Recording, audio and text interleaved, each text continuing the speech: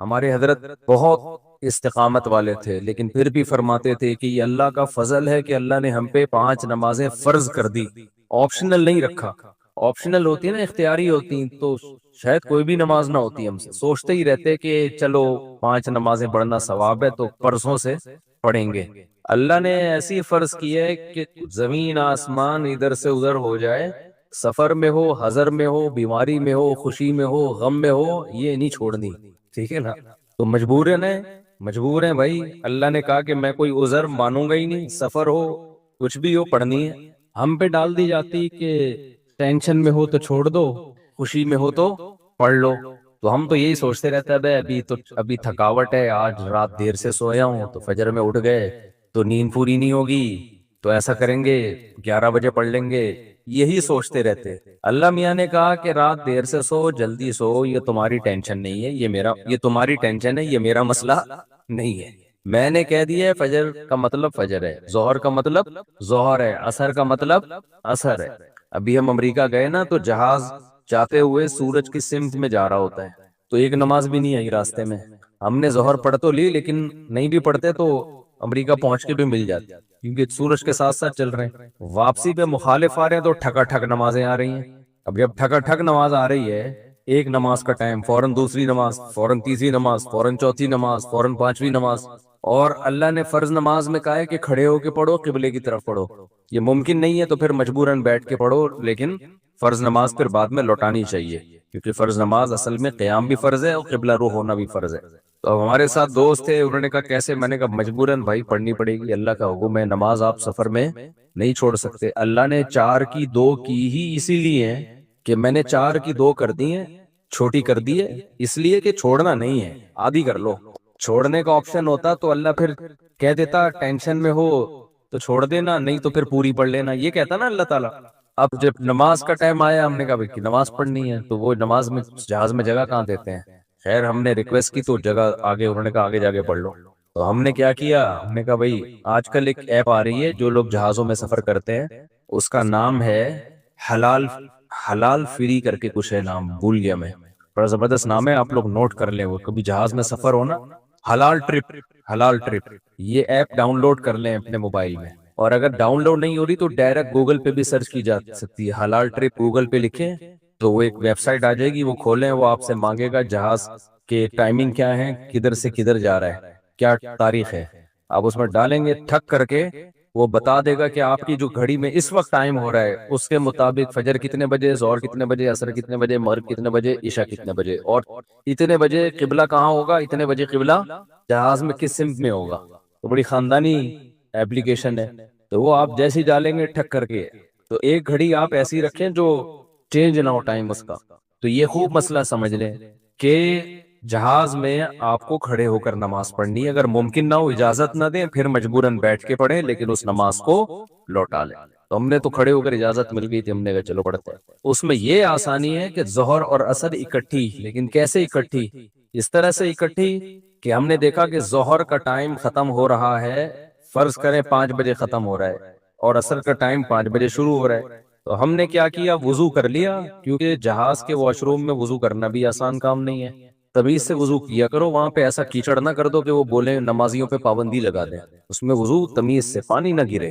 میں تو وضو کر کے ٹیشو سے سب نیچے صاف کرتا ہوں، تاکہ کوئی نیا بندہ جائے نا، وہ یہ نہ کہے یہ مولویوں کی وجہ سے دیکھو کیچڑ کتنا ہو گیا، پورا امیج نہ جائے، تو صاف ستھرا کر کے بالکل اس کو، کوئی بات نہیں ہاتھ خراب ہو جائے گا اس کو دھو لو آرام سے، لیکن امیج اپنا خراب نہ کرو کہ یار یہ نمازی لوگ جب بھی جہاز میں آتے ہیں کیچڑ کر کے جاتے ہیں۔ ایک نے مجھے بتایا، پائلٹ نے، کہ ہم کہیں جا رہے تھے، کہیں اجتماع تھا، تو سارے نمازی بیٹھے ہوئے تھے جہاز میں، تو کہہ رہے جہاز کی حالت یہ ہو گئی تھی کہ جیسے کوئی تالاب بنا ہوا ہوتا ہے، سارے وضو کر کر کے آ رہے ہیں گیلے پاؤں کے ساتھ پورے جہاز میں نا، کہتے ہیں ایسا کیچڑ ہم نے زندگی میں کبھی نہیں دیکھا جہاز میں، تو کتنا برا امیج گیا نا۔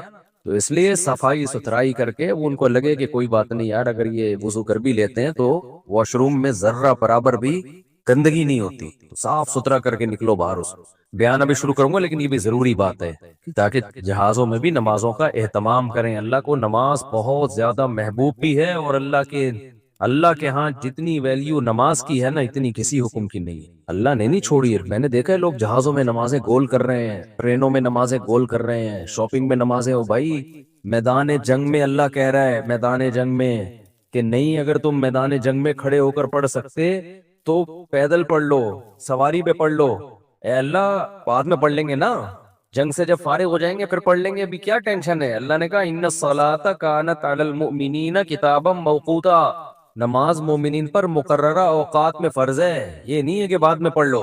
کتنے آرام سے کہتے ہیں بھی سفر میں ابھی کہاں جائیں کیا کریں، نہیں بھائی، نمازی آدمی زمین آسمان ادھر سے ادھر ہو جائے وہ کہتا ہے بھائی چھوڑنی نہیں ہے، کچھ بھی ہو جائے۔ آج نمازی بھی نمازی نہیں رہے ہیں، تو ہم نے یہ ضرور کیا کہ اس میں وضو بہت مشکل کام ہے، تو اس میں پھر ہم نے یہ کیا کہ بھائی 5 بجے جیسے اپلیکیشن سے پتا چل گیا شافی وقت کے مطابق 5 بجے ظہر قضا ہو رہی ہے، تو بھائی 4:45 پہ یا 4:50 پہ ہم نے ظہر پڑھ لی، قبلہ رخ کھڑے ہو کر 2 رکعت پڑھی ہے، تھوڑی دیر میں عصر کا ٹائم ہو گیا، اسی وضو سے عصر نمٹا لی، سمجھتے ہو؟ تو یہ اس طرح سے نبی صلی اللہ علیہ وسلم نے نمازوں کو سفر میں جمع کیا ہے۔ اور یہ جو حدیث ہے نا جس میں آتا ہے نبی صلی اللہ علیہ وسلم نے بغیر کسی عذر کے سفر کے نمازیں اکٹھی پڑھی ہیں ظہر عصر کی، تو اس کا بھی یہی مطلب ہے، ایسے اکٹھی نہیں ہے کہ ظہر کو قضا کر دیا ہو یا عصر کو ظہر کے ٹائم پہ پڑھ لیا ہو، ورنہ پھر یہ جو آیت ہے حافظوا علی الصلوات والصلاۃ الوسطی، نمازوں کی حفاظت کرو خصوصاً عصر کی نماز کی، پھر اس کا مطلب کیا ہو گیا؟ اس کا تو پھر مطلب ہی نہیں بنتا کوئی، تو حدیث کی وہ تشریح کی جائے گی جو قرآن سے میچ کر رہی ہو۔ تو اس طرح سے پھر مغرب عشاء بھی ایسے پڑھ سکتے ہیں آپ، مغرب کو ڈیلے کر دیا، عام حالات میں یہ مناسب نہیں ہے، نبی صلی اللہ علیہ وسلم کا معمول نہیں تھا، لیکن کبھی کبھار کوئی عذر ہو تو اس طرح سے ڈیلے کیا جا سکتا ہے، تو مغرب کو تھوڑا ڈیلے کیا عشاء کے قریب۔ صحیح بخاری کی حدیث ہے، اس میں حضرت عبداللہ بن عمر نے اسی طرح جمع کیا ہے کہ مغرب پڑھی تلبس یسیرن، تھوڑی دیر ٹھہرے پھر عشاء پڑھ لی، تو اس سے پتہ چلتا ہے کہ جن حدیثوں میں آتا ہے اکٹھی پڑھی ہیں تو ان کا یہ مطلب ہے جو بخاری میں بیان۔ خیر ابھی یہ ٹاپک نہیں ہے کیونکہ لوگ کہتے ہیں کہ یہ لوگ حدیثوں کو نہیں مانتے، حدیثوں میں تو 2 نمازیں اکٹھی پڑھنے کا ہے، ہم مانتے ہیں اکٹھی، لیکن اکٹھی کا مطلب کیا ہے؟ تو خلاصہ یہ ہے کہ کسی قیمت پہ بھائی نماز قضا بولو مت کرو۔ دیکھو بار بار ایک بات بیان کرتا ہوں، اللہ کے حکم میں آسانی ہے، لچک نہیں ہے، کیونکہ دنیا میں کوئی بھی قانون ساز اپنے قانون کو ہلکا نہیں سمجھتا۔ دنیا میں جو بھی حکومت ہوتی ہے قانون بنائے اور یہ کہے کہ یہ لازم ہے، اس کے بعد پھر وہ لازم نہ کرے، اور تو اس کا مطلب خود اپنے قانون کی ویلیو کو وہ ڈی ویلیو کر رہی ہے نا، یہی مطلب ہو گیا نا۔ دنیا میں کوئی یہ نہیں کرتا، تو اللہ قانون بنائے اور کہے کہ یہ فرض ہے، سفر میں بھی فرض ہے، حضر میں بھی فرض ہے، پھر اللہ کہ چلو میں نے کہہ تو دیا باقی تمہاری مرضی، نا نا نا نا نا نا، صحیح ہے، اللہ نے کہہ دیا اب ہے تو ہے، اب آپشنل نہیں ہے۔ رمضان کی بار بار میں بتاتا ہوں نا، روزے میں مزدور کو بھی روزہ رکھنا پڑے گا، کتنی سخت گرمی ہو، کیونکہ اللہ نے قانون بنا دیا بھائی بیماری میں سفر میں چھوڑ سکتے ہو، اس کا مطلب تیسرا کوئی عذر نہیں ہے، رکھنا پڑے گا۔ تو اس لیے جو فرائض ہے نا، واجبات فرائض، اس میں اللہ کے قانون آسان ضرور ہے، لچکدار نہیں ہے، جب ہے تو ہے۔ اسی میں ایک اور مسئلہ آ گیا عدت کا، کسی عورت کے شوہر کا انتقال ہو جائے، اللہ نے قانون بنا دیا، آسان قانون بنایا، زمانہ جاہلیت میں بہت مشکل تھا، جب کسی عورت کے شوہر کا انتقال ہوتا تھا تو زمانہ جاہلیت میں عورت 2 سال عدت گزارتی تھی، کتنی؟ 2 سال، اور اس 2 سال میں وہ میلی کچیلی رہتی تھی، یہاں تک بھی بعض روایات میں آتا ہے اس کی جگہ کو گندا رکھا جاتا تھا، مینگنیاں لا کے ڈال دی جاتی تھی گند میں رہے۔ اسلام نے اس حکم کو ختم کیا، یہ ظلم ہے عورت کے اوپر، اللہ نے حکم دیا 4 مہینے 10 دن بس، اور اس میں میلی کچیلی نہیں رہے گی، نہائے دھوئے، بس زینت اختیار نہیں کرے گی، زیور نہ پہنے، خوشبو کا استعمال نہ کرے، زینت اختیار نہ کرے، باقی نارمل رہے، گھر سے باہر نہ نکلے۔ وہ ایک صحابیہ نے نبی صلی اللہ علیہ وسلم سے اجازت چاہی کہ بھئی 4 مہینے 10 دن میں یوں کر لوں، میں فلانی جگہ چلے جاؤں، آپ نے فرمایا اللہ تعالیٰ نے تمہیں یہ آسانی دی ہے کہ وہ زمانہ جاہلیت کا حکم اللہ نے منسوخ کر دیا، اب اتنی آسانی دے دی، تو اب اس حکم کو فالو کرنا پڑے گا۔ اب آج کل خواتین کیا کرتی ہیں، شوہر کی ڈیتھ ہوئی، جو دیندار نہیں ہے ان کی تو بات ہی نہیں کر رہا نا، ان کی نظر میں تو عدت ودت کی کوئی 2 ٹکے کی حیثیت ہی نہیں ہے، وہ تو اس کو تقیانوسی حکام سمجھتی ہیں، لیکن جو دیندار ہیں وہ بھی بھائی وہ ڈیتھ ہوئی، شوہر کا چہرہ دیکھنے کے لیے جا رہی ہیں اسپتال، پھر وہ فلانے کے کام سے جانا ہے تو آج فلانے کے کام سے جانا ہے، تو آج یوں کرنا ہے، آج یہ کرنا ہے، یہ فلانے پورشن میں چلی جاتی ہوں، ماموں کے گھر جا کے عدت گزار لیتی ہوں۔ بھائی اللہ تعالیٰ نے جو عدت کے حکام دیے ہیں شوہر کی ڈیتھ ہوتے ہی عورت کی عدت بولو شروع.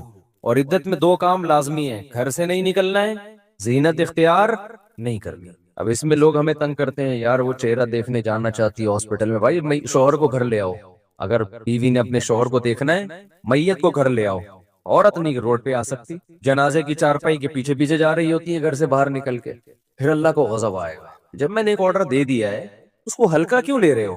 عیادت کے لیے نہیں جا سکتی وہ، سمجھ رہے کہ بھئی فلاں بیمار ہے تو چلو میں عیادت کے لیے چلی جاؤں، فلاں کی ڈیتھ ہو گئی چلو میں تعزیت کے لیے. حج ختم ہو جاتا ہے اس سے.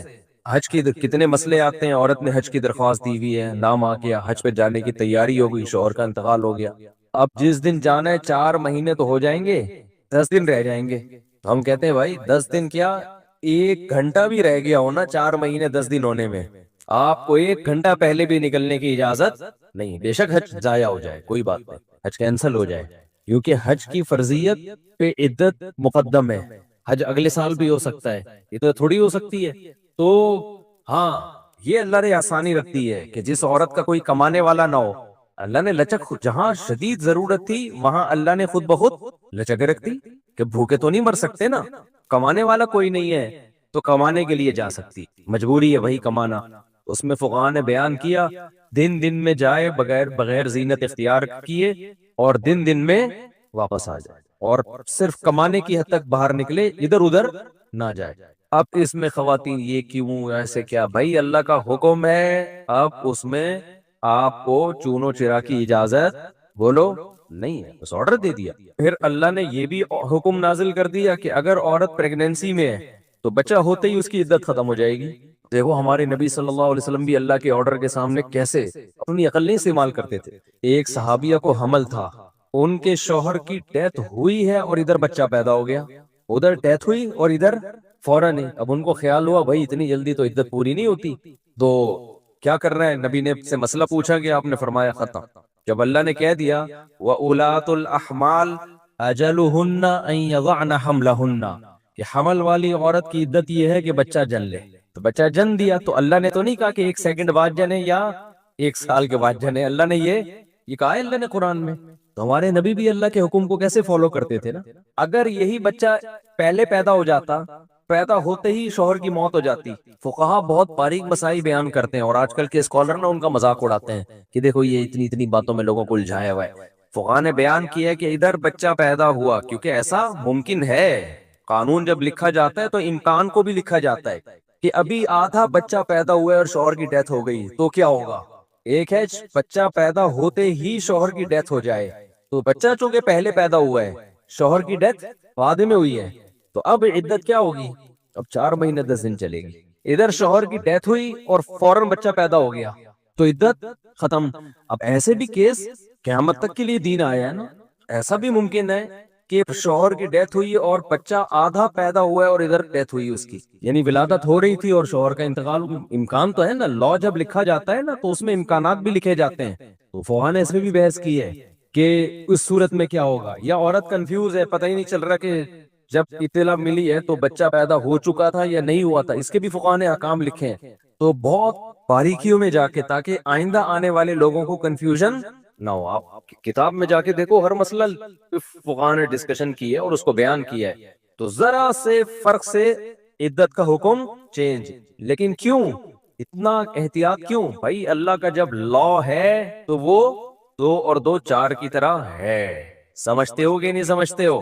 جب اللہ نے کہہ دیا کہ بھائی جو حمل والی عورت ہے اس کا بچہ پیدا ہوتے عدت ختم، اگلے سیکنڈ میں بچہ پیدا ہوا عدت ختم. حضرت عائشہ کا قول نہیں، یا کسی صحابی کا، کہ شوہر کو ابھی غسل بھی دیا جا رہا ہو نا، ابھی دفنایا بھی نہیں جا رہا ہے اور بچہ پیدا ہو جائے تو بس ختم عدت، چاہے دفنایا بھی نہ ہو، فوراً نکاح کر سکتی ہے وہ، ٹھیک ہے نا، فوراً نکاح کر سکتی ہے. تو اللہ نے اجازت دے دی اس کو. اب اس میں حکمت کیا ہے ہمیں نہیں پتا بھائی، اللہ کا حکم ہے، نص وارد ہو گئی تو نبی نے بھی اس پر عمل کیا، صحابہ نے بھی، ائمہ مجتہدین نے بھی. لیکن یہ نہیں ہے کہ جی 40 دن کی عدت، بعض 40 دن کی عدت منا رہی ہیں، بعض جو ہے وہ سفر کر رہی ہیں عدت کے دوران. تو ہاں گھر اکیلا ہے، وحشت ہے اس میں بہت زیادہ، خوف ہے، کوئی خطرہ ہے چوری چکاری کا، تو مجبوری میں پھر وہ گھر چینج کر سکتی ہے. جیسے کوئی ایسی جگہ پہ رہ رہی ہو جہاں چور ڈاکو کوئی ساتھ رہنے والا نہ ہو، وہ ایک الگ مسئلہ ہے.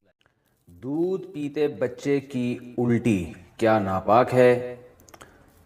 یہ سوال پوچھا ہے جی ام عیسیٰ نے مان صحرا سے۔ دودھ پیتا بچہ اگر ماں کے کپڑوں پر الٹی کر دے تو کیا یہ کپڑے ناپاک ہو جائیں گے؟ دیکھیے، دودھ پیتے بچے کی الٹی اور بڑی عمر کے آدمی کی الٹی کے احکام میں کوئی فرق نہیں ہے۔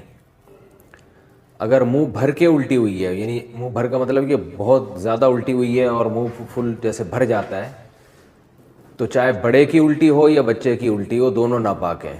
اگر وہ یعنی یہ ہتھیلی کی گہرائی جو ہے نا، جو 5 روپے کا آج کل سکہ ہوتا ہے، اس کے بقدر اگر لگی ہوئی ہے تو کپڑا ناپاک ہے، اس سے کم ہے تو شریعت میں معاف ہے وہ۔ اور اگر تھوڑی سی الٹی ہے تو چاہے چھوٹے بچے کی ہو یا بڑے کی ہو، وہ پاک ہے۔ اور عام طور پہ بچوں کو الٹی نہیں ہوتی، ابکائی سی آتی ہے۔ وہ جب دودھ پیتے ہیں تو تھوڑی سی وہ قے کرتے ہیں، وہ الٹی نہیں ہوتی، وہ تو وہی دودھ ہوتا ہے جو اوپر رکھا ہوا ہوتا ہے، وہی ریپیٹ ہو جاتا ہے، تو وہی واپس آ جاتا ہے، تو وہ الٹی نہیں ہے، وہ بالکل پاک ہے، اس میں وہم نہیں کرنا چاہیے۔ فجر کے بعد سونا کیسا ہے؟ فجر کی نماز کے بعد کیا سونا جائز ہے؟ علی صاحب ملیشیا سے۔ اسلاف میں بہت سے حضرات ایسے گزرے ہیں جن سے فجر کے بعد سونے کی ممانعت منقول ہے۔ البتہ قرآن و حدیث میں ایسی کوئی ممانعت نہیں ہے، ایسی کوئی دلیل نہیں ہے جس سے پتہ چلتا ہو کہ فجر کے بعد سونا ناجائز ہے۔ اسلاف اس کو ناپسند کیا کرتے تھے۔ اس لیے کیوں ناپسند کرتے تھے؟ اس لیے کہ اسلام نے جو ہمیں احکام دیے اور فطرت نے جو احکام دیے ہیں، اس سے یہ بہرحال پتہ چلتا ہے کہ یہ کوئی سونے کا ٹائم نہیں ہے۔ دیکھیے، اگر فجر کے بعد اسلام نے ہمیں سلانا ہوتا تو فجر کی نماز میں اٹھاتا کیوں ہمیں اسلام؟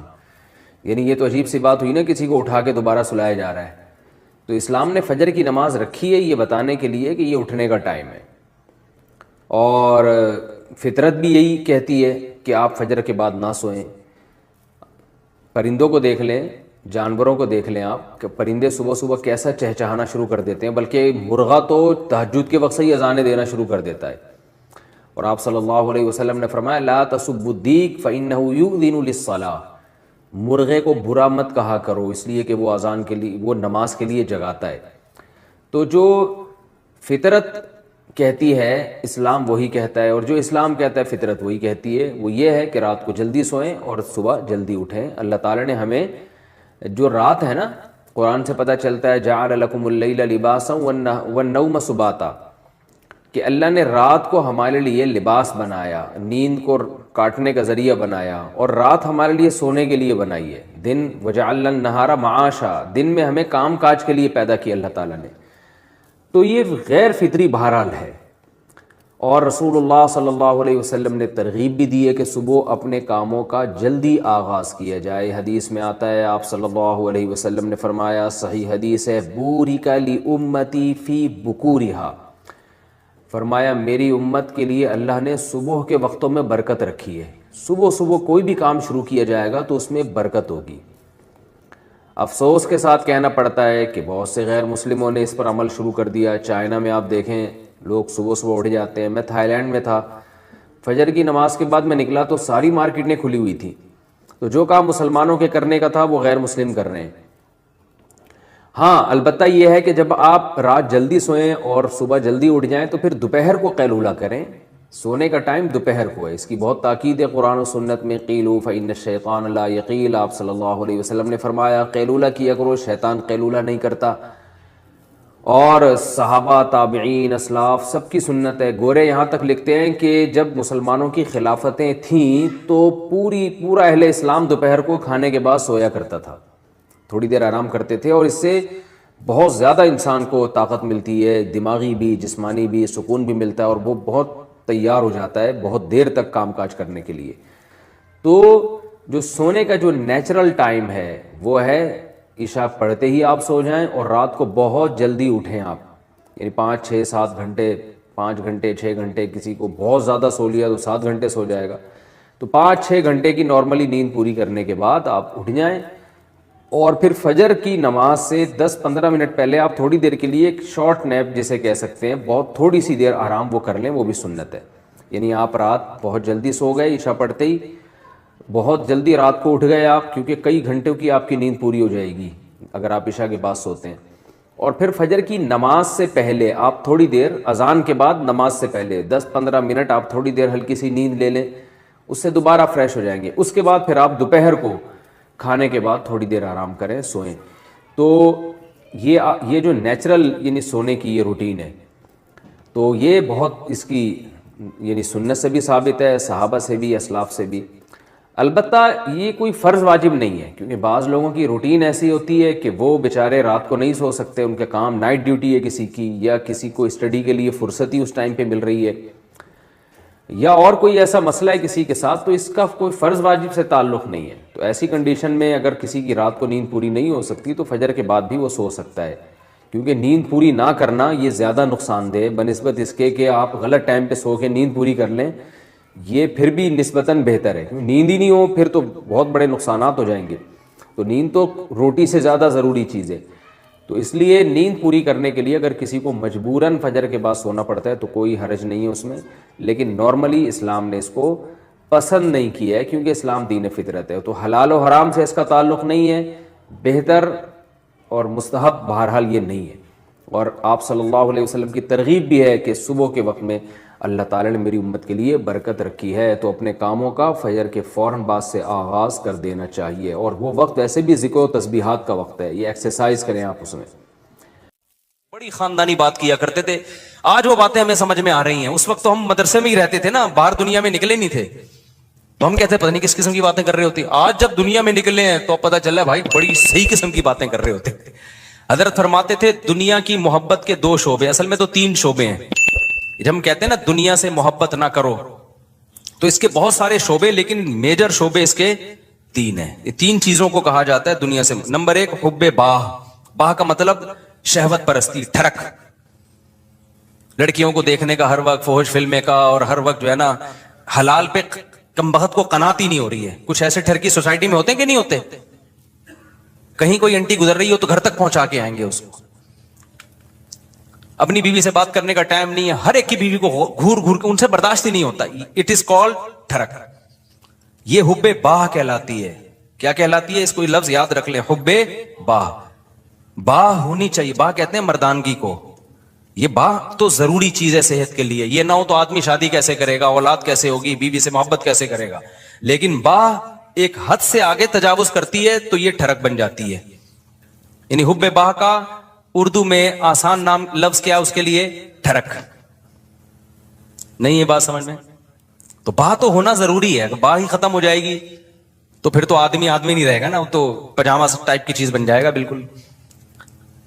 لیکن حب باہ کہتے ہیں ٹھرک کو. ایک ہوتی ہے ٹھرک حد سے بڑی ہوئی. کہیں بھی کوئی لڑکی نظر آئی تو ٹھرک کے علاوہ کسی اور نیت سے دیکھتا ہی نہیں ہے اس کو. ہوتے ہیں ایسے سوسائٹی میں لوگ، ان کا علاج بھی کرنا پڑتا ہے، ان کو چھڑوانا پڑتا ہے کچھ دن، عورتوں سے دور رکھنا پڑتا ہے. کسی کو لڑکوں کی ٹھڑک بھی اللہ معاف فرمائے تو بہت ہی غلیظ ٹھڑک ہے، یہ بھی پڑ جاتی ہے کسی کو. تو اتنی ہو کنٹرول میں، شہوت کنٹرولڈ ہونی چاہیے. آپ کو حلال اور حرام کا فرق ہونا چاہیے. تو جس کے اندر یہ ٹھڑک ہے تو اس کو بھی تصوف کی اصطلاح میں کہا جاتا ہے یہ دنیا کی محبت کا مریض ہے. ہوتے ہیں کچھ لوگ ایسے، نماز بھی پڑھ رہے ہیں، روزے بھی رکھ رہے ہیں، زکاتیں بھی دے رہے ہیں، اللہ اللہ بھی کر رہے ہیں، مگر کہتے ہیں بھائی عورت ہماری مجبوری ہے. بھائی وہ کیا کہتے ہیں بھائی؟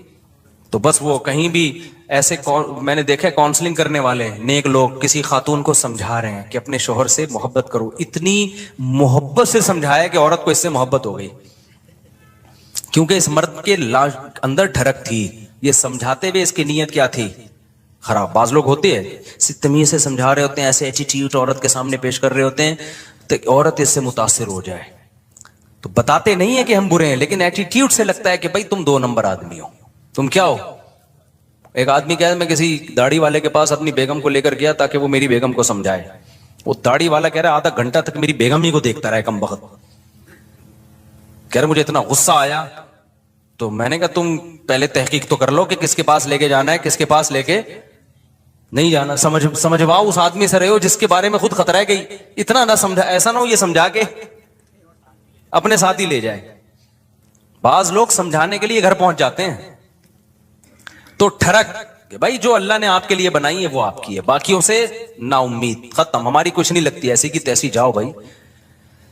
یہ ٹھڑک جس دن ختم ہو گئی تو اس کا مطلب دنیا کی محبت 1/3 آپ کے اندر ختم، 1/3 آپ انسان کے بچے بن گئے۔ دوسرا شعبہ حب مال، پیسے کی ٹھڑک۔ پیسے کی محبت بری نہیں ہے، یہ نیچرل ہے، کیونکہ پیسوں سے بہت ساری ضرورتیں پوری ہوتی ہیں انسان کی۔ محبت نہ ہوگی تو کمائے گا کیسے؟ ایک آدمی کو نوٹ اچھے ہی نہیں لگتے تو وہ صبح جائے گا کمائے گا، مزدوری کرے گا وہ؟ تو اسلام نے یہ نہیں کہا کہ پیسے سے محبت نہ کرو، وَإِنَّهُ لِحُبِّ الْخَيْرِ لَشَدِيدٌ، خیر کہا اللہ نے، اس سے بے شمار ضرورت پوری ہوتی ہے۔ جیسے باہ کی محبت بری چیز نہیں ہے، ٹھڑک بری چیز ہے، ایک لمٹ میں ہونی چاہیے، ایسے ہی پیسے کی محبت بھی بری چیز بولو نہیں ہے، نیچرل ہے۔ کوئی کہتا ہے نا کسی عالم کے دل میں پیسے کی طلب ہی نہیں ہے، جھوٹ بولتا ہے وہ۔ کیوں نہیں ہے بھائی طلب؟ یہ کیسے ممکن ہے کہ ایک عالم دین و بزرگ کو پیسے کی طلب ہی ختم ہو جائے؟ وہ کھائے گا کہاں سے؟ بھیک مانگے گا لوگوں سے؟ بیوی بچوں پہ کیسے خرچ کرے گا؟ پڑھائے گا کیسے اپنی اولاد کو؟ اور شادیاں کیسے کرے گا؟ ایک نہیں ہوتی، 2-3 کہاں سے کرے گا وہ؟ تو یہ جو اس طرح کی باتیں کرتے ہیں نا، حضرت جی کے دل میں پیسہ ہونا نہ ہونا برابر ہے، حضرت کو کہیں سے 1 کروڑ روپے آ جائیں یا نہیں آئے کوئی صحت پہ اثر نہیں پڑتا، اس کا مطلب یہ حضرت کے اندر کے سافٹ ویئر کیا ہیں، یہ اپڈیٹ ہی نہیں ہے۔ یہ ایسے ہی جیسے ہمارے حضرت اتنے نیک ہیں، کوئی عورت گزر جائے، حسینائیں آ جائیں، کوئی بھی کچھ ہوتا ہی نہیں ہے، بھائی حضرت نہیں ہے، یہ کچھ اور چیز فلم ہے، یہ کیس کچھ کیا ہے، یہ کچھ الگ کیس ہے، ان کو علاج کی ضرورت ہے۔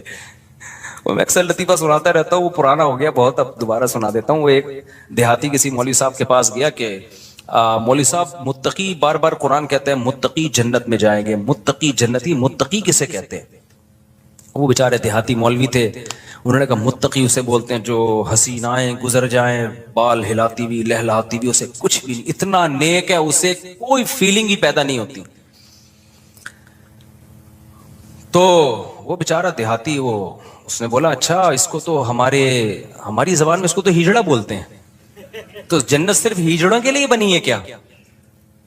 تو وہ مولوی صاحب نے غلط ایکسپلین کیا، بھائی جب عورت کا اس طرح ہوگا تو انسان کے جذبات تو پیدا ہوتے ہیں۔ ٹھڑک کا مطلب یہ ہوتا ہے حد سے بڑھی ہوئی، حلال اور حرام میں رغبت پیدا ہونا تو نیچرل ہے، اس رغبت کو پورا مت کرو، اس کو کنٹرول میں رکھو۔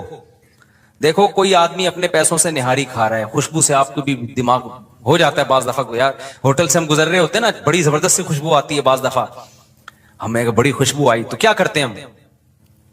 آگے نکل جاتے ہیں بس، اور کیا ہے۔ اب خوشبو بڑی زبردست ہے، آپ نے اسے پلیٹ چھین کے کھانا شروع کر دیا، یار بڑی زبردست، میں اسے برداشت نہیں ہو رہا۔ اگلا کہے گا برداشت نہیں ہو رہا تو برداشت کر بھائی، تو یا تو اپنے پیسوں سے خرید کے کھا لے، کہہ رہے پیسے نہیں ہے تو پھر برداشت کر بھائی۔ تو یہ ہے ٹھڑک، یہ کیا کہلاتی ہے؟ ڈھکن کھلا، بس خوشبو آئی اور دیگ میں گھس گئے، یہ نہیں دیکھ رہے کہ یہ دیگ کا ڈھکن میرے لیے کھلا ہے یا کسی اور کے لیے کھولا گیا ہے۔ ہوتے ہیں بعض لوگ ندیدے، ہوتے ہیں نا بعض لوگ ندیدے، کوئی بھی کھا رہا ہے شادیوں میں، ادھر چلے گئے، بھائی قورمے کی جب دیگ کھلے گی تو خوشبو آئے گی، اچھی بھی لگے گی، یہاں تک نیچرل ہے۔ خوشبو ہی نہیں آ رہی تو ناک خراب ہے، خوشبو آ رہی اچھی نہیں لگ رہی تو قورمے کا ذوق ہی نہیں ہے تمہارا، تم وہی سگریٹ اور پان گٹکے ہی کھایا کرو جا کے، تو ذوق ہی نہیں ہے تمہارا، ذوق خراب ہو گیا ہے۔ تو اسی طرح یاد رکھو، جیسے شہوت ایک لمٹ میں، یہ صحت کی علامت ہے، لمٹ کراس کرے گی تو یہ ٹھڑک ہے، اسی طرح پیسے کی محبت ایک لمٹ میں، یہ صحت مند ہونے کی، دماغ صحیح کام کر رہا ہے، اس کی علامت ہے، آپ کے فطرت سلیمہ پر ہونے کی علامت ہے۔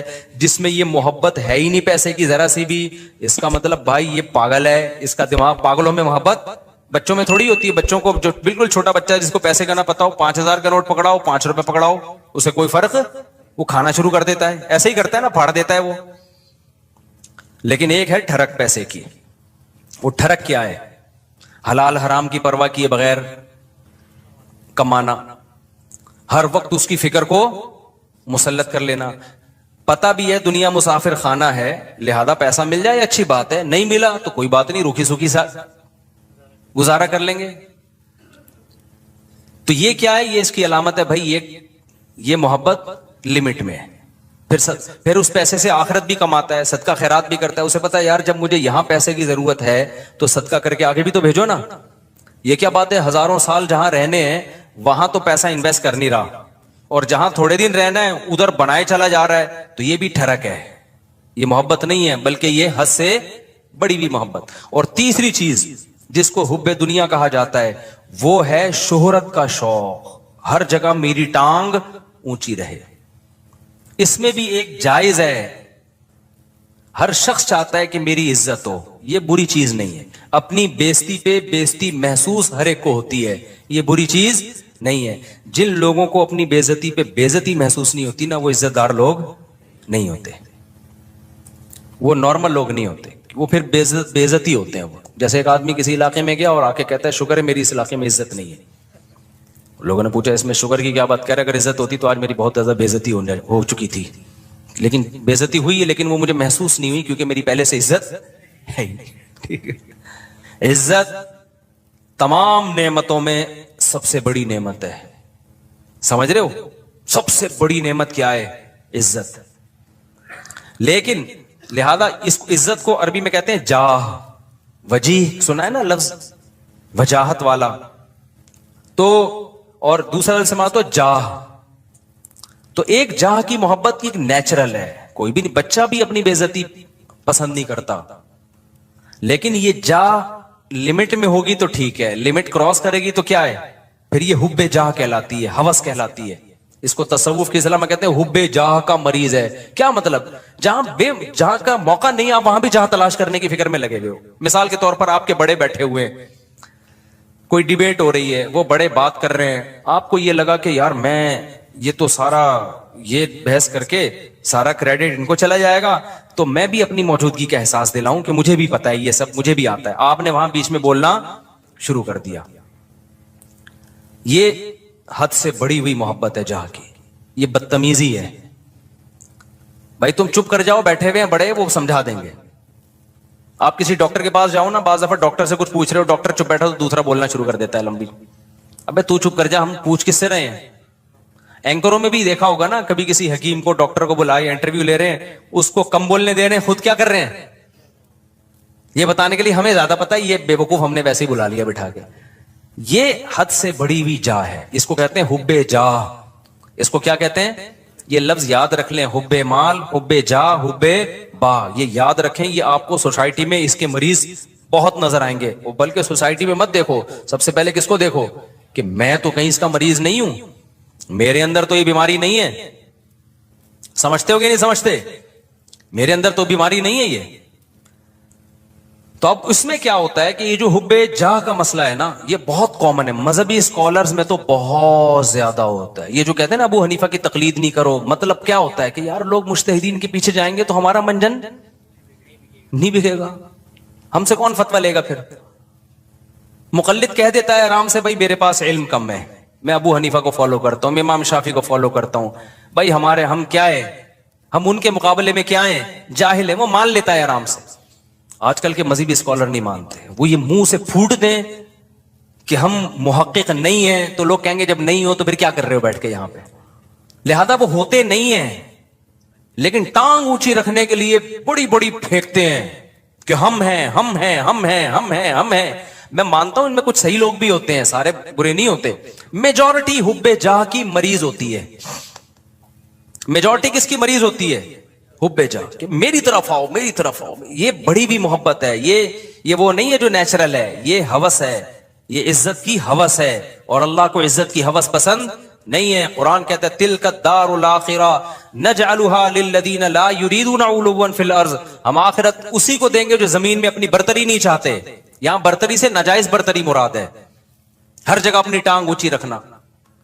مجھے یاد ہے ایک دفعہ میں کہیں گیا, کوئی علماء بیٹھے ہوئے تھے, عرب علماء تھے, تو عربی میں بات کر رہے تھے, کچھ سلام دعا ہو رہی تھی, میں بھی کچھ بات کی, تو ایک لڑکا نو عمر بیٹھا, وہ بیچ میں بولنا شروع, سوال مجھ سے پوچھ رہے ہیں, جواب کون دے رہا ہے وہ. تو میں نے بعد میں اس کو الگ سے سمجھایا. میں نے کہا آپ میں حب جاہ کی بیماری ہے. کیا ہے؟ میں نے کہا انسان کو اپنی بیماریوں کا خود پتا نہیں چلتا. جب سوال مجھ سے پوچھ رہے ہیں اور اس کی وجہ سے میں خاموش کی, کیونکہ میں بھی بولوں گا تو وہ بولیں گے یار ان کو کیا ہے, یہ ادھر بھی بول رہا ہے یہ بھی بول رہا ہے, ان کو تمیز نہیں بات کرنے کی. بولتا تو ایک ہی آدمی ہے نا. ہم تو چپ بیٹھ گئے پھر کہ یار برا امیج جائے گا, اگلا چپ نہیں ہو رہا. حالانکہ وہ جواب صحیح دے رہا تھا. بھائی آپ سے جب پوچھا نہیں ہے تو صحیح اور غلط کی بات ہی نہیں ہے نا. آپ اپنی موجودگی کا کیوں احساس دلا رہے ہو کہ میں بھی ہوں, مجھے بھی آتا ہے. چھوڑ دو, آپ کو جو پاتا ہوگا بتا, یہ پوچھیں گے بتا دینا. ہمارے فرمایا کرتے تھے قاری لوگ نا مغرب کی نماز میں قل اللہ احد نہیں پڑھتے. بہت سے قاری کیا کرتے ہیں, مغرب کی نماز میں آپ جو ہے نا سنت قرات کیا ہے, قصار مفصل میں سے پڑھا جائے, اذا زلزلت الارض زلزالہا, یہ جو آخری چھوٹی صورتیں, افضل یہ ہے. کبھی کبھار اس کے خلاف بھی ہو. فرماتے تھے قاری لوگ کیا کرتے ہیں, مغرب میں سورہ بقرہ سے, سورہ آل عمران سے, بتانے کے لیے کہ ہمیں یہاں سے بھی آتا ہے. قاریوں سے بدگمان نہ ہو, ضروری نہیں ان کی یہ نیت تو. حضرت تو تربیت کا عنصر غالب تھا نا, اور قاری لوگ بیٹھتے بھی تھے تربیت کے لیے, حضرت کو بتا رہے تھے کہ, لیکن یہ بعض دفعہ یہ نیت واقعی ہوتی ہے کہ قل اللہ پڑھ لیں گے تو لوگ بولیں گے قل اللہ تو ہمیں بھی آتی ہے یار, وہ پڑھو. لوگ کہیں باقی بھائی اس کو وہ آتا ہے جو ہمیں نہیں آتا, تو سنت قرات چھوڑ دیتے ہیں اس چکر میں. تو اور جو ہے وہ, مجھے یاد ہے ایک دفعہ میرا بیان تھا کہیں نا, ابھی تو میں بہت مشہور ہو گیا, پہلے اتنا مشہور نہیں تھا. میرا بیان تھا, بڑا استقبال ہوا وہیں, تو مجھ سے پہلے ایک اور خطیب صاحب پہنچ گئے. اچھا میں تو چاہ رہا تھا کہ میں ناغا کروں, جب یہ کر لیں بیان تو اچھا ہے, کیونکہ بیان کرنے میں گلا دکھتا ہے آدمی کا بھائی, 1 گھنٹہ بولنا پڑتا ہے. تو میں جب وہاں پہنچا تو وہ پہنچے ہوئے تھے پہلے. مجھے بڑی خوشی ہوئی کہ چلو بیان کس کا ہوگا, ان کا ہوگا. میں بیٹھ گیا آرام سے. لوگوں نے کہا نہیں جی ان کا ہوگا, مولوی صاحب مجھے لے رہے ہیں. اب مجھے لگا کہ وہ جو خطیب صاحب تھے, غیبت اس لیے نہیں ہے کسی کو نہیں پتا, میں بہت عرصے بعد ہی اس لیے بھی واقعہ سناتا ہوں کہ اب کوئی جس کا واقعہ اس کو بھی نہ پتا چلے, کیونکہ مقصد کسی کو رسوا کرنا نہیں. مجھے لگا کہ ان کے نا چہرے پہ ہوائیاں, ان کو بڑی سخت تکلیف ہوئی کہ یہ کیا ہو گیا, یہ ان کا کیوں ہو رہا ہے. تو مجھے لگا کہ یار آپ دین کی خدمت کے لیے اگر آئے ہو تو اس سے کیا ہوتا ہے کہ میں نے کر لیا یا, اچھا میں تو اس لیے خوش ہو رہا تھا کہ میں واقعی تھکا ہوا تھا, میں چاہ رہا تھا کہ انہی کا ہو, مجھے تو خوشی ہو رہی تھی. میں نے وہاں لوگوں سے کہا, میں نے کہا بھائی میں نہیں کروں گا بیان, یہ ان کا بیان میں بیٹھ کے سنوں گا. مجھے بہت بول کے, اس زمانے میں بہت زیادہ بیانات ہوتے تھے, اور یہ اسپیکر کے اتنے اچھے سسٹم بھی نہیں, طبیعت سے گلا پھاڑنا پڑتا تھا. لیکن مجھے پھر اپنے شیخ کی یہ بات یاد آئی کہ یہ کوشش کرنا کہ ہر جگہ میری بات چلے, ہر جگہ میرا بیان لوگ سنیں, حالانکہ آپ کو پتا ہے کہ فلاں آپ سے اچھی بات کر سکتا ہے لیکن نہیں, اس کو کٹا کے خود, یہ کیا ہے, اٹ از کالڈ حب جاہ. یہ عمل کیا کہلاتا ہے, حب جاہ.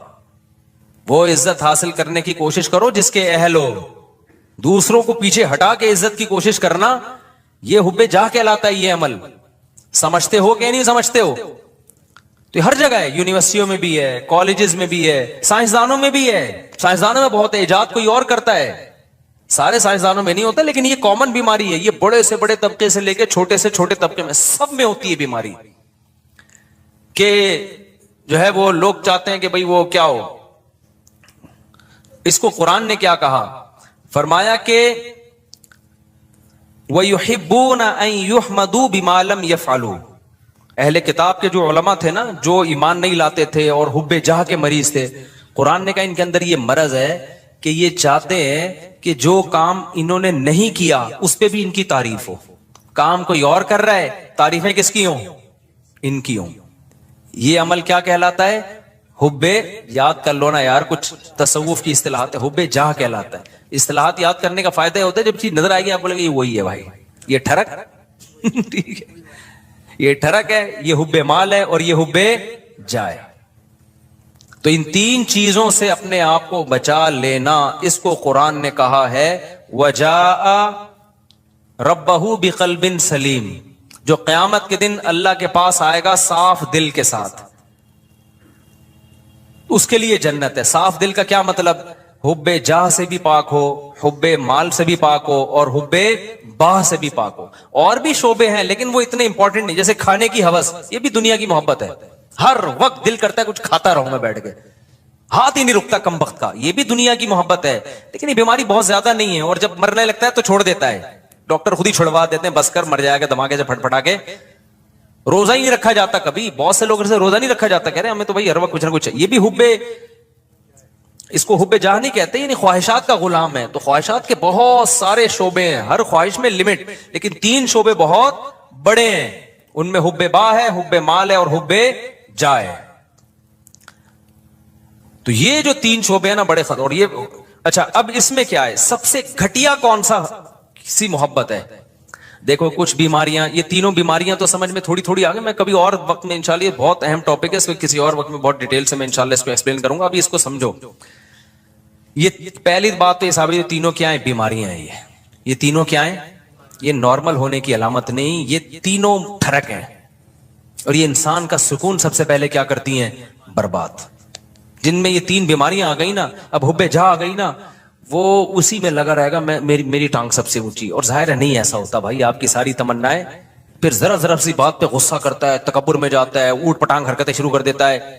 اب جس میں تکبر ہے, ہر وقت اونچا بننے کا شوق ہے, بیگم نے کوئی بات اس کو کہہ دی کہ تمہارے اندر یہ عیب ہے. میں نے دیکھا ایسے لوگ, بیگم صحیح کہہ رہی ہوتی ہے, ان کو اس پہ کہ میری انسلٹ کیا ہو گئی میری. یہ کون ہوتی ہے؟ عورت کون ہوتی ہے مجھے بولنے والی؟ یار تیرے اندر اگر یہ عیب ہے, تیری بیوی نے بتا دیا تو تو بول, میں اس پہ کیا کروں گا؟ غور کروں گا. اچھی بات ہے یار. نہیں بیگم نے کیوں بول دیا؟ اور عورتوں میں بھی ہوتا ہے یہ صحیح خراب, واقعی اس میں خرابی ہے, میاں نے بول دیا کہ بھائی یہ آپ کے اندر خرابی ہے, تو تھوڑا سا غور کر لو, ہو سکتا ہے صحیح کہہ رہا ہوں. نہیں جی, میرے اندر تو کوئی خرابی ہو ہی نہیں سکتی. ہمارے گارڈ نے مجھے بتایا کہ آپ کی قرات میں غلطی ہے. میں نے کہا بھائی کیا غلطی ہے؟ انہوں نے کہا بھائی آپ جو پڑھتے ہیں نا فجعلہم کعصف مأکول, ماء پہ قلقلہ کر رہے ہیں, ماء پہ جھٹکا نہیں ہے. تو میں نے کہا یار بڑی نوازش, اللہ جزائے خیر دے, میں کتنے عرصے سے مجھے خیال نہیں تھا, مأکول نہیں پڑھا جاتا, یہ ماء جھٹکا نہیں آئے گا اس پہ, تو غلط پڑھ رہا تھا میں. اس نے مجھے بتا دیا, میں نے کہا زندہ باد زند. اب جیسی اگر وہ مجھے کہتا استاد جی آپ کی قرات میں نے غلطی آ رہی, میں کہوں ایک دم مجھے ناک سے دھواں اور کان سے دھواں نکلنا شروع ہو جائے, میں بولوں میں نے 3 سال مفتی رشید احمد صاحب کے امامت کی, حضرت بہت سخت تجوید کے, وہ سخت تھے نا, ذرا سی دائیں بائیں غلطی نہیں کرنے دیتے. انہوں نے میری غلطی نہیں نکالی. میں نے فلاں سے پڑھا, فلاں سے پڑھا, اتنے عرصے سے کسی نے آج تک نہیں کہا. ایک دم دھواں نکل لے, لال سرخ. تو غلطی بھی غلطی رہے گی, اور صحت ڈپریشن میں کون جائے گا؟ وہ نہیں جائے گا, وہ کہے گا ٹھیک ہے بھائی آپ پڑھتے رہو. یہی کہے گا. ڈپریشن میں کون جائے گا؟ میں جاؤں گا. تو میں نے بولا بھائی ہم نے یہ دعویٰ ہی نہیں کیا کہ ہم سے کوئی غلطی نہیں ہو سکتی, بھائی ہم نے غلطی ہو رہی ہے تو میں نے کہا بتاؤ یار. انہوں نے کہا فجعلہم کعصف مأکول, جھٹکا لے کے پڑھ رہے ہیں. میں نے کہا چلو آئندہ دوبارہ پڑھوں تو بتانا. پھر ایک اور لفظ ہے علیہم نار مؤصدہ, یہاں بھی میں جھٹکا لے رہا تھا, مؤصدہ. اس نے کہا استاد جی آپ نے غلطی ٹھیک نہیں کی ہے. پھر وہی میں نے کہا مجھے زبان پہ وہ چڑھ گیا ہے وہی لفظ. آج علم تارا میں نے جان کر پڑھی, پھر میں نے مأکول پہ جھٹکا نہیں کیا. میں نے کہا یار تھوڑا پریکٹس کرتا ہوں اس. تو اگر میں یوں کرتا ہوں, میں کہتا ہوں ایسے, میں نے دیکھا حب جہاں کے مریضوں کو نا ایک دم دھواں نکلنا شروع ہو جاتا ہے جب آپ ان کو غلطی بتاؤ نا, ایک دم نیلے پیلے, ایک دم ناک ایسی پھول جاتی ہے ان کی. تو پھر وہ موٹیویشنل اسپیکر کو سنتے ہیں, ڈپریشن کیسے ختم کی جائے. وہ موٹیویشنل اسپیکر سن رہے ہوتے ہیں, ابے تو اپنا تکبر فرعونیت ختم کر, فرعونیت ختم کر. تو کیوں اپنے آپ کو نیک سمجھ رہا ہے؟ بھائی ہم نیک نہیں ہے, سیدھی سی بات ہے, ہم آڑے ترچھے ٹیڑے میڑے ہیں. تو کوشش کر رہے ہیں. اب آپ کہیں نیک نہیں ہے تو پھر یہاں بیٹھے ہوئے کوشش کر رہے ہیں بھائی نیک بننے کی. یہ نہیں کہہ رہا کہ میں برے ہیں ہم, میں تو یہ کہہ رہا ہوں ہم یہ دعویٰ نہیں کر رہے کہ ہم کیا ہیں, نیک ہیں. ہم تو بھائی سیدھے سادے سے انسان ہیں, کوشش کرتے ہیں برائیوں سے بچنے کی. اور اگر اللہ نہ کرے کبھی برائی ہو جائے تو کوشش کرتے ہیں بھائی اس کو توبہ کریں. کوئی غلطی ہم سے ایسے معقول بھی تو غلطی ہو گئی نا, کوئی بتا دے گا تو کوشش کریں گے اس کو سیٹ کر لیں. تو بڑے بڑے دعوے ہی نہ کرو بھائی, نہ اپنے آپ کو بہت بڑا فنٹر سمجھو. نارمل سمجھو گے تو لائف کو کیا کرو گے؟ انجوائے. جہاں یہ سمجھ لیا کہ میں کوئی الگ ہی فلم ہوں, ڈپریشن, اسٹریس تک اور ٹینشنیں آپ کو آ کے گھیر لیں گی بھائی, عذاب میں پڑ جاؤ گے, مصیبتوں میں پھنس جاؤ گے آپ. نہ پھوں پھاں بناؤ اپنی. ہاں جتنا اللہ نے مرتبہ دیا ہے وہ ٹھیک ہے, جتنا اللہ نے دیا. ہر آدمی کا ایک اسٹیٹس ہوتا ہے, وہ نیچرل ہے, اس سے آگے نکلنے کی کوشش. یہ اسٹیٹس تو اللہ نے کسی کو دیا ہی نہیں ہے کہ تم سے غلطی نہیں ہو سکتی, یہ تو ناممکن ہے. یہ کیوں سمجھ رہے ہو اپنے آپ کو؟ سمجھتے ہو کہ نہیں سمجھتے؟ تو اب ان جو تینوں بیماریاں, پہلے تو یہ اپنا عقیدہ بنا لو کہ یہ 3 دل کی بیماریاں, حب جا, حب مال اور حب باہ. اس میں علماء کا جو صوفیہ کرام جو ایک بات کہتے ہیں, کیونکہ تصوف کے موضوعات ہیں یہ, اس میں صوفیہ کرام نے ایک بڑی خاندانی, ہمارے حضرت بھی فرمایا کرتے تھے کہ ان میں سب سے مشکل علاج حب جاہ کا ہے. مال کی محبت, باہ کی محبت, اس کا علاج آسان ہے.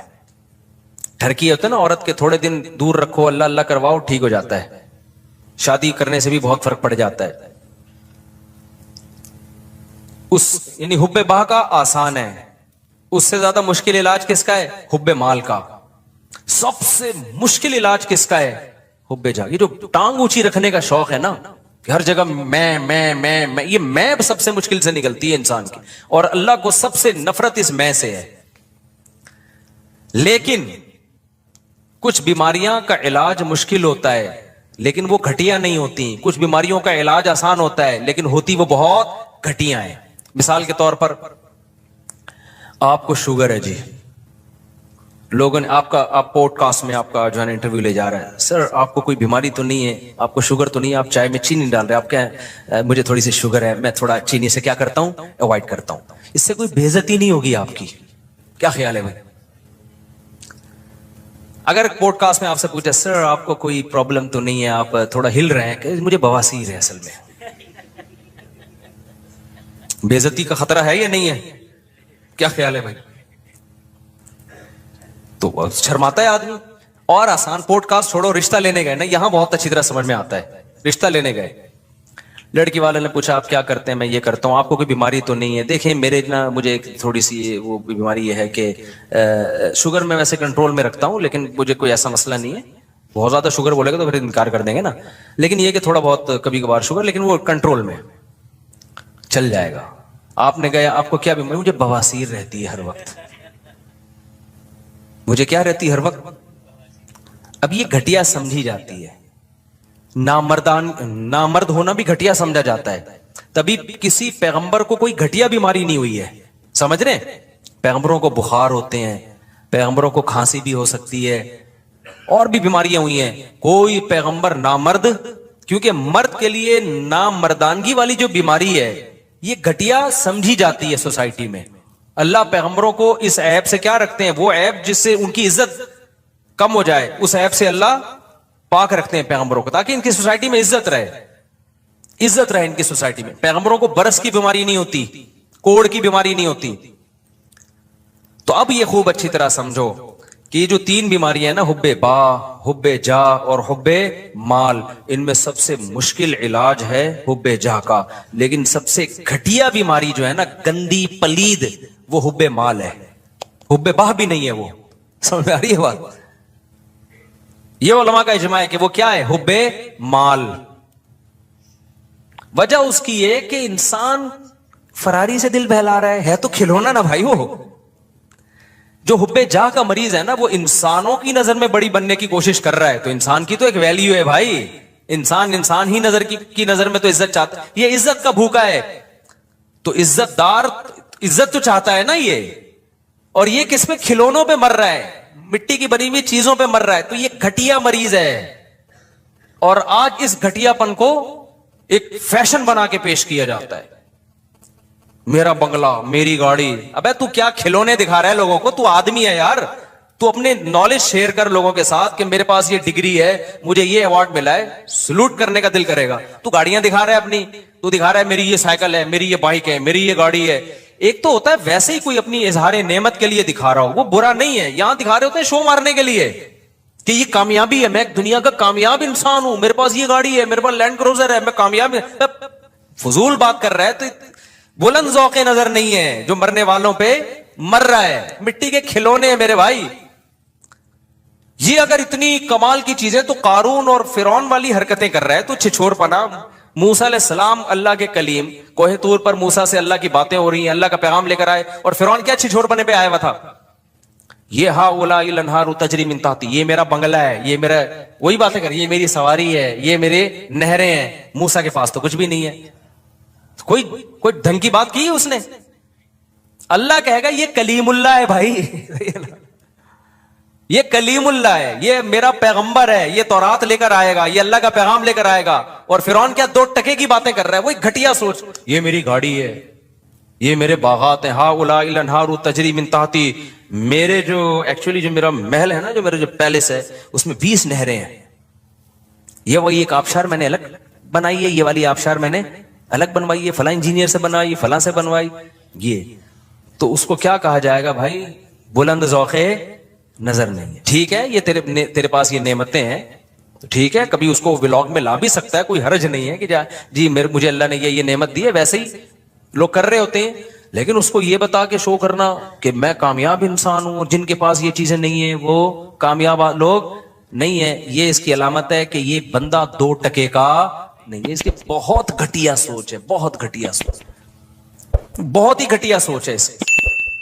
تو اس لیے میری جب ریوو پہ لوگ کرتے ہیں سب شو مار رہے ہیں, تو میں کہتا ہوں یار اس چیز پہ مجھے الزام لگاؤ جس پہ مجھے فخر ہو, جس پہ کیا ہو فخر ہو. ہماری نظر میں میری جو اپنی دل کی کیفیت آپ کو بتا رہا ہوں, یہ شو نہیں مار رہا, میری جو کیفیت ہے بھائی 2 ٹکے کی اوقات نہیں ہے, کچھ بھی نہیں ہے یہ. لیکن جو غریبوں والی سوچ رکھنے والے لوگ ہیں نا, ان کی نظر میں یہ بہت عظیم نعمت ہے, تبھی وہ سمجھتے ہیں کہ اس پہ شو ماری جا رہی ہے. تو یہ کچھ بھی نہیں ہے, بنگلے گاڑیاں یہ شو مارنے والی چیزیں. میں شو جو مارتا ہوں نا بچوں پہ مارتا ہوں, بیگموں پہ مارتا ہوں. 4 ہیں, تو بتا کتنی ہے. تو میرے سے کوئی بولتا ہے نا میرے پاس لینڈ کروزر ہے, میرے پاس جناب یہ ہے, میرا بنگلہ دیکھیں. مفتی صاحب یہ میرا ایک دن کیا ہوا, ہم گجرانوالہ میں, وہ بھی پرانا قصہ ہو گیا, اس تاجر کو سمجھ میں نہیں آئے گا. میرے ساتھ جامعہ کے کچھ استاذ بھی تھے اور میرے دوست بھی تھے, وہ بھی ٹیچر تھے, عالم تھے. پرانی بات ہے, ہم لاہور میں گئے, وہ بہت بڑا کروڑپتی تاجر, وہ اپنے ہوٹل کا مجھے وزٹ کرا رہا ہے. یہ میرا بزنس ہے نا مفتی صاحب, بڑا بیچارہ فخر, یعنی ایک اس میں ایک نعمت کے طور پر, یہ میرا بزنس ہے, بڑا کروڑوں کا بزنس اس کا نا, ہمارا 2 ٹکے کا نہیں تھا اس ٹائم پہ. اچھا یہ میرا بزنس ہے. میں الحمدللہ کبھی متاثر نہیں ہوتا ان چیزوں سے, احساس کمتری میں نہیں آتا کبھی. میں اس کو کہہ رہا تھا ماشاءاللہ اللہ اور برکت دے, خوشی ہو رہی تھی مجھے کہ اچھا اللہ نے اس کو اتنا نوازا ہے. پھر اس نے اپنا گھر دکھایا, یہ میرا گھر ہے, بہت بڑا گھر تھا بھائی, بڑا لگژری, ظاہر کروڑپتی تاجر تھا وہ. جب سارا سیٹ اپ ہو گیا نا, ہمارے ایک دوست کھڑے ہوئے تھے, میں نے ایسے میں بیویاں کتنی ہیں, تو اس نے کہا 1 ہے. میں نے کہا پھر کیا فائدہ, اسٹائل سے بولا نا, اس کی سمجھ میں نہیں آیا.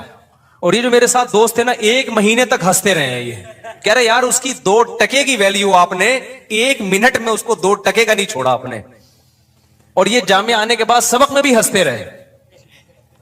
کہہ رہے مجھے جواب پہ نہیں ہے. مفتی صاحب کو جو میرے بارے میں کرتے یار, جو مولانا طارق صاحب کو جو اسٹائل تھا نا, اس اسٹائل سے لگا کہ یہ 1 گھنٹے سے اپنا ہوٹل دکھا رہا ہے, اپنا بزنس دکھا رہا ہے, اپنی فیکٹریاں دکھا رہا ہے, اپنے بنگلے دکھا رہا ہے, اور اس بندے پہ 5 روپے کا بھی اثر نہیں ہو رہا. اور آخر میں جس اسٹائل سے اس نے بولا میرے بارے میں کہا, بولے بیویاں کتنی, اس نے کہا 1. میں نے کہا پھر کیا فائدہ ہے, کیا شو مار رہے ہو.